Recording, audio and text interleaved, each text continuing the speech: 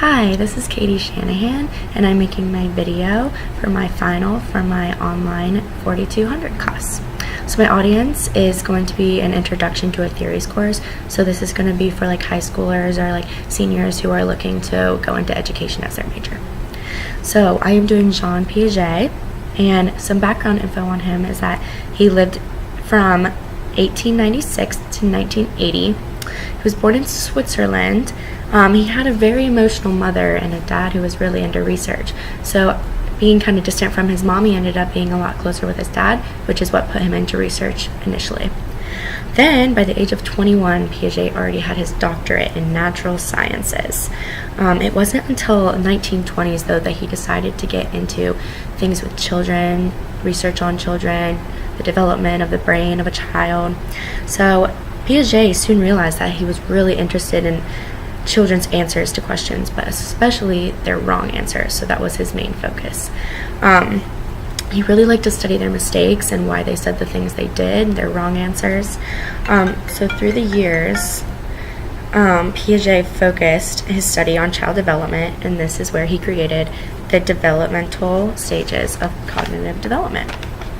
So a little bit of information on that is that there are 4 periods in this stage that he came up with. So the first period is from birth to age 2. It's called the sensory motor stage. This is where babies start to deal with the world around them. They do it through the things that they already know how to do, things such as grasping or suckling or just hitting and swinging their limbs, because those are really the only things that they've learned to be able to do yet. So Piaget studied his daughter Jacqueline to learn a lot about this stage,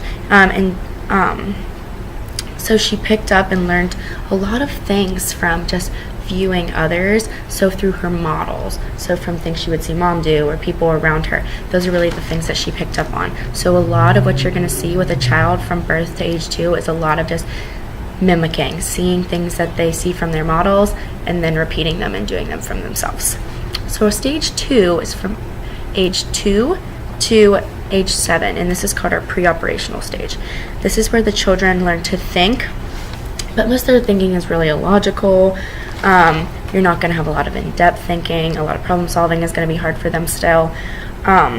So they're a lot different from adults at this stage. They're also very egocentric, meaning that a child is going to be all about themselves, what they need, what they want, their feelings, their concerns. It's all going to be about them. They're in a bubble full of things about themselves. So you're not going to have a lot of empathy here or sympathy. It's all about them. That's egocentrism. So in our next period, period 3, this is our concrete operations stage. So this is from ages 7 to 11. This is getting up higher in those elementary grades.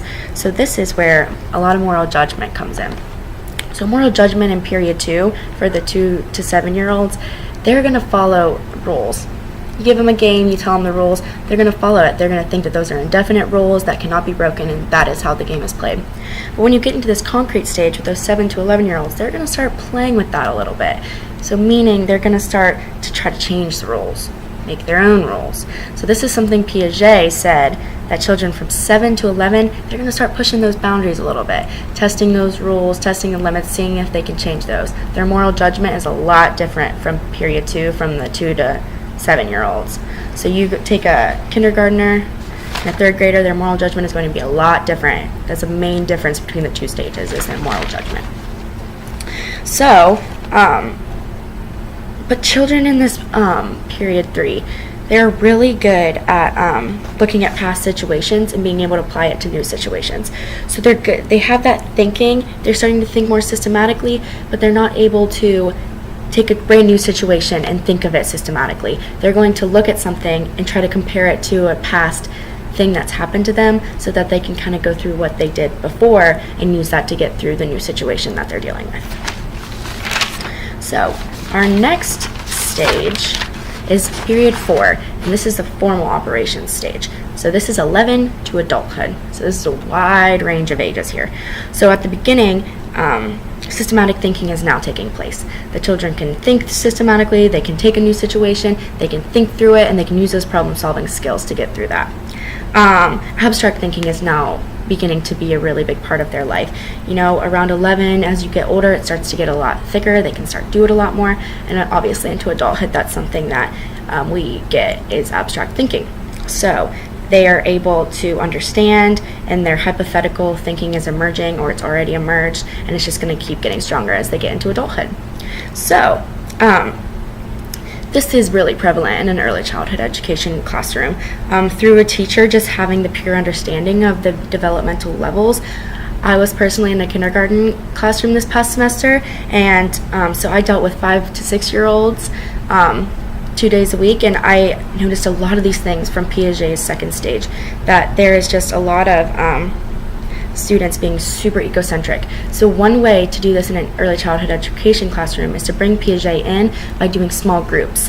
One thing that I've learned from reading a lot about him is that small groups with these egocentric children, it helps them form those social skills that they really need, and it's hard for them to work in big groups because they're all really about themselves. So them having to collaborate with a lot of different ideas and students is just not going to work as well for them. So to bring it into your early childhood education classroom, have smaller groups, have a lot of hands-on activities. Attention spans are not that long. This one thing Piaget has taught me is that the kids need to be stimulated. They're explorers, they're mathematicians, they want to do these things, they want to have their hands on materials. This is exciting and new for them. So this is one great way to bring it into your education classroom, is through doing those sort of things, having hands-on activities, small groups. So just implement those small group activities, hands-on activities. That is one great way you can bring Piaget into your early childhood education classroom. Another thing you can do, even if your school doesn't have this kind of idea of play and free time, you can implement the ideas of Piaget still through activities that your school would condone. So things such as just having the children do hands-on science experiments, having them have that idea of choice through a few math tubs. Let them choose what they want to do during a certain time of the day. Make them still educational activities that are going to teach them new things, but have them have that choice. That motivates them. And even if you don't say, this is free time, you get to do what you want, it's still that open chance for them to pick what they want to do. It's motivation.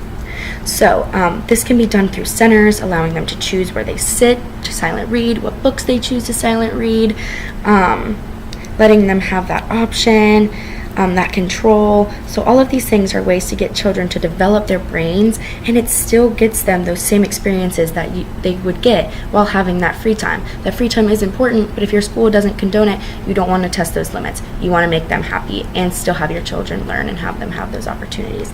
So Piaget is a very important theorist, and thank you for taking the time to watch my video.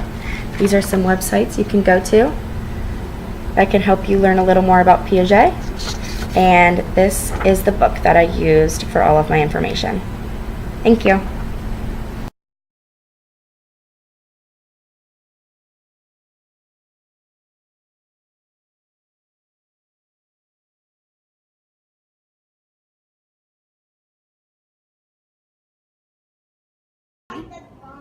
Come show me where I would put this if I want to measure and see how tall it is. So I put it right here? Yeah. So I put the bottom of it as his feet and the top of it and see how tall it is. And I come to the top and I see my ring. It's about 1 inch tall.